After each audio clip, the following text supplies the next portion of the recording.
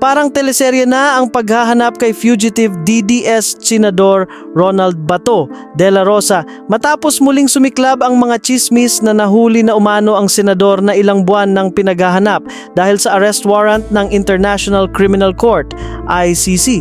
Ang mitsa ng panibagong espekulasyon? Isang maikling ngunit misteryosong Facebook post mula kay dating presidential spokesperson Harry Roque na kasalukuyan ring nasa Austria habang humaharap sa sarili niyang mga legal na issue. Sir, anong nangyari? Ito klaseng gobyerno.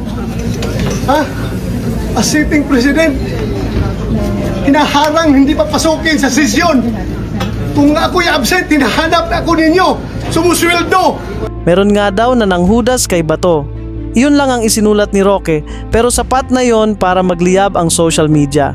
Sa loob lamang ng ilang oras, umugong ang haka-hakang nahuli na si Bato habang maraming DDS supporters ang nagpalutang ng teoryang may umano'y news media blackout upang hindi raw mabisto ang operasyon at tuluyang maidala ang senador sa The Hague.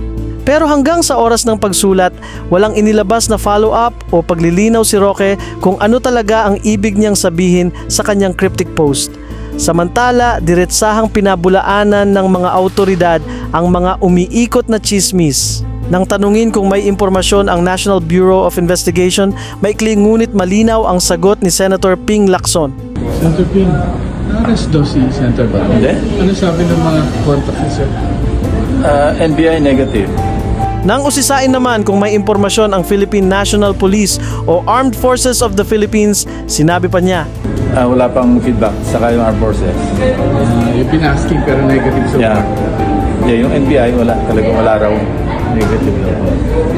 Kasi kung nahuli yun, nasa airport na yun. Sige, thank you sir. Yeah, sige. maging si NBI Director Melvin Matibag ay mariing itinanggi ang balita. Balita ng nahuli na daw po si Senator Bato. Hindi, wala. Sa amin, wala. I don't know kung sino. Wala sa amin. Sa part po ng NBI, wala talaga. Wala. Ayon pa sa kanya, tuloy-tuloy pa rin ang manhunt operations laban kay De La Rosa. Sir, ongoing yung manhunt operation po natin, sir. Lagi naman. Ha? Wala talaga.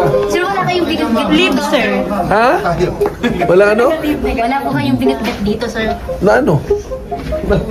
Kay Senator Bato po, kung nahuli na because of the report. Dagdag pa rito, sinabi rin ng Department of Justice at Department of the Interior and Local Government na wala silang impormasyon na naaresto na ang senador. I cannot confirm that information. Is not yet. Wala pa po kami natatanggap na nangyari yan. Yan ang po masasabi ko ngayon. Sa gitna ng umiinit na usapin, lalo namang nagdagdag ng intriga ang abogado ni De La Rosa na si Jimmy Bondoc.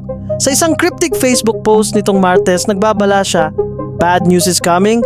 Pray hard that it is not true for the good of the nation." Hindi rin niya ipinaliwanag kung ano ang tinutukoy niyang bad news, dahilan upang lalo lamang dumami ang mga haka-haka online. Habang wala pa ring kumpirmasyon ng anumang pag-aresto, kapansin-pansin namang ginagamit ng ilang DDS influencers at supporters ang issue upang palakasin ang kanilang political narrative, kabilang ang mga paratang na may tinatago umanong impormasyon ang mainstream media. Gayunman, wala pang ebidensyang nagpapatunay sa mga paratang na may sinasadyang media blackout at patuloy na itinatanggi ng mga autoridad na nahuli na si De La Rosa. Matatandang si De La Rosa ay nananatiling wanted matapos maglabas ang ICC ng warrant of arrest kaugnay ng kasong crimes against humanity na konektado sa madugong war on drugs ng Administrasyong Duterte. Noong Mayo, nakaiwas siyang maaresto matapos ang naging kontrobersyal na pagtakas mula sa Senado. Simula noon, nananatiling hindi alam ng publiko ang kanyang kinaroroonan habang nagpapatuloy ang nationwide manhunt. Sa ngayon, sa kabila ng viral posts, cryptic messages at samut-saring espekulasyon sa social media, iisa pa rin ang opisyal na posisyon ng gobyerno. Hindi pa nahuhuli si Bato de la Rosa at nagpapatuloy pa rin ang operasyon para siya ay mahanap at maaresto. Go ahead, make my day, Mr. Trillanes! Sabihan mo! Sige ka lang, ngak dyan ng ICC. Sige! Go ahead! Kahit sumama ka pa, mag-serve ng warrant. Sumama ka, ikaw mismo magkusa sa akin.